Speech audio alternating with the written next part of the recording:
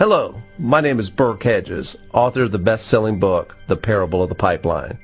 I open my book with a story about Pablo and Bruno, who take two very different paths in their quest for financial independence. What you're about to see is the delightful animated story of their adventure.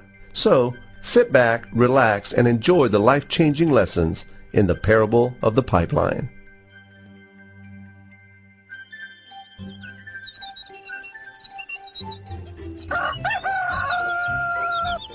Far away, in a small village, near a beautiful valley, lived two friends, Pablo and Bruno. They were both young and dreamed of a better life for themselves. They'd often discuss their dreams about how they would become the most successful men in the village. They weren't afraid of hard work, and they searched for opportunities to help realize their goals and achieve their dreams. One day, an opportunity presented itself.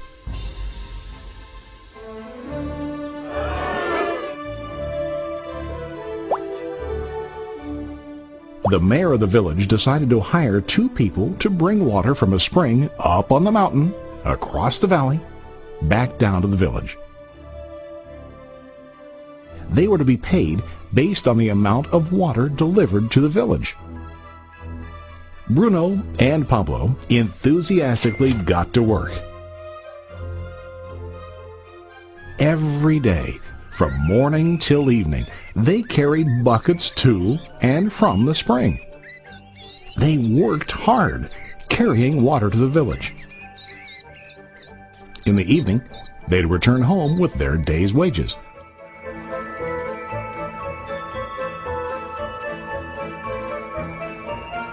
Bruno was satisfied with his work and the money he earned.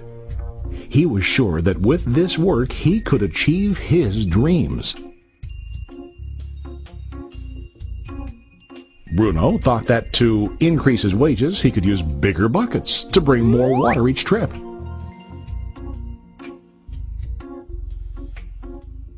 He believed with a larger income he would soon be able to buy a cow and the house that he dreamed about.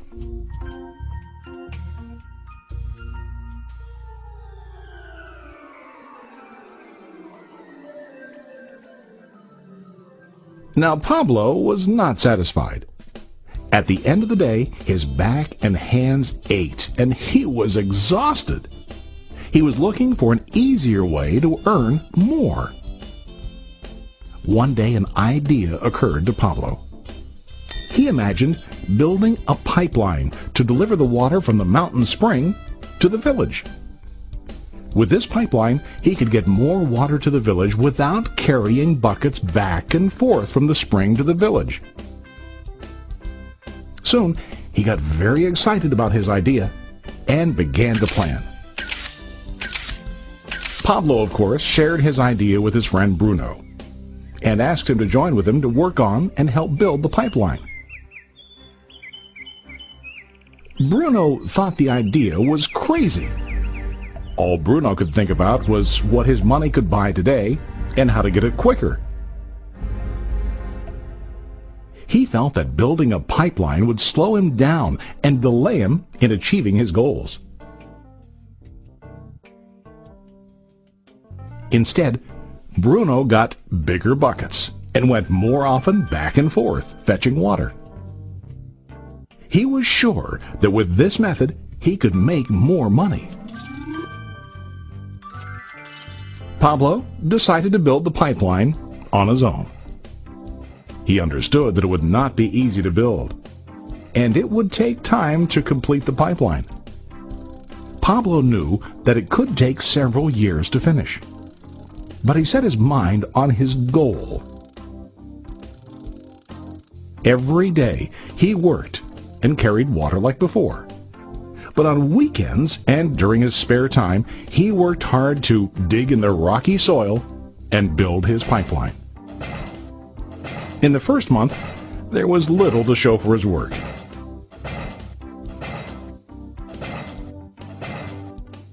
Bruno and the villagers laughed and teased him.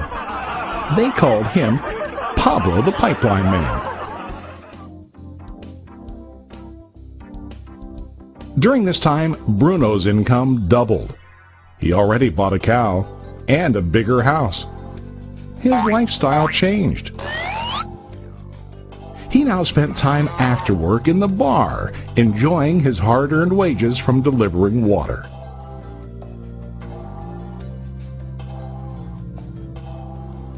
What Bruno didn't realize was that his body was starting to stoop from carrying the heavy buckets every day.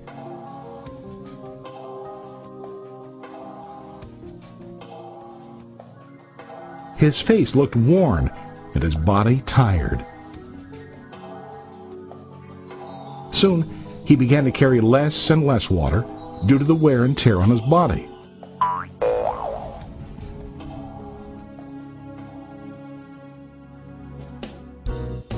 Month after month, Pablo worked.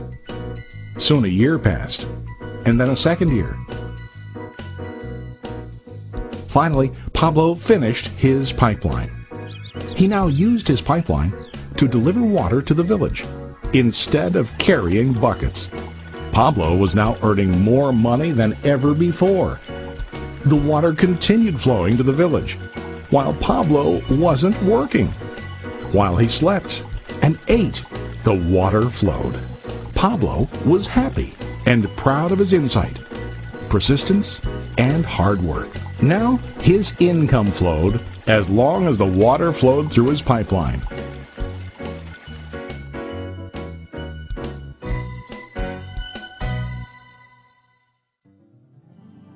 The story of Bruno and Pablo is a reflection of life.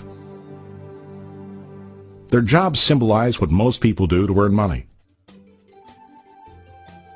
Bruno gets his money using buckets.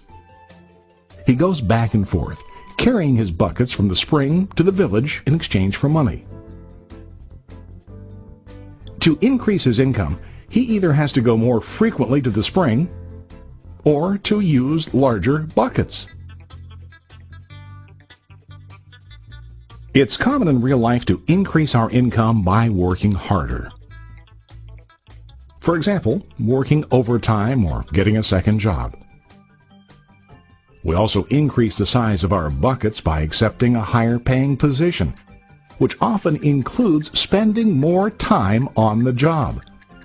Most of us exchange time for money like Bruno. We know that every person has only 24 hours in the day and that it's not possible to use all our time to work.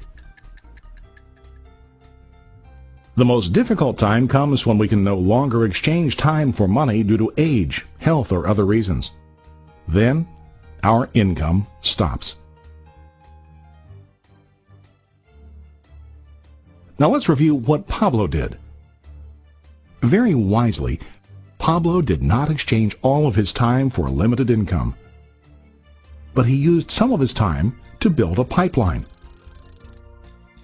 He knew that the pipeline would bring ongoing income as long as the water flowed. An ongoing income that multiplied the time he worked each day. Pablo knew that someday, maybe because of age or health, he would no longer be able to exchange his available time for money. Pablo knew that if he could make his idea of a pipeline work, then he only has to do the hard work of building the pipeline.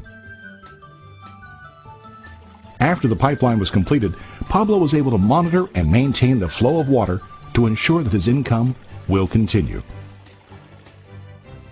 Pablo has shown us that to earn an income, we don't always have to directly exchange time for money. There really are better ways. How about you? Are you still like Bruno, who directly exchanges time for money? Or do you want to be like Pablo, building and maintaining a pipeline for ongoing income? If you are interested in the idea of building your own pipeline, contact the person who lent you this presentation. You can start building your pipeline today.